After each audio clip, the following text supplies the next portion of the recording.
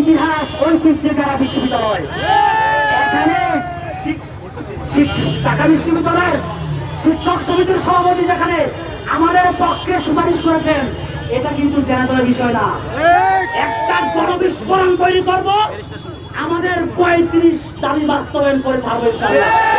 আরেকটা জিনিস শোনেন, আমাদের আপনাদের আইডল ভাইরাল এমপি কে ভাই বলেন তো? কে ভাই বলেন তো? আরো জোরে কে ভাই বলেন তো? সুমন ভাই আমাদের পক্ষে আছে। উনি ঢাকা বিশ্ববিদ্যালয়ের সাবেক শিক্ষার্থী, উনি আমাদের পক্ষে আছে।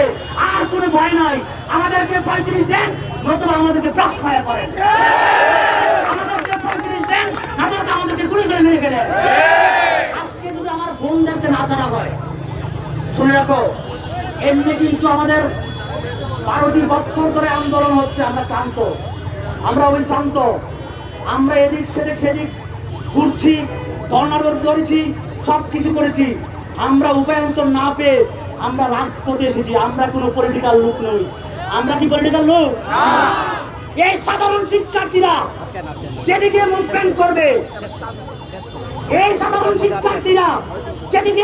করবে, গোটা ছাত্র সমাজ সেদিকে মুভমেন্ট করবে ইনশাআল্লাহ।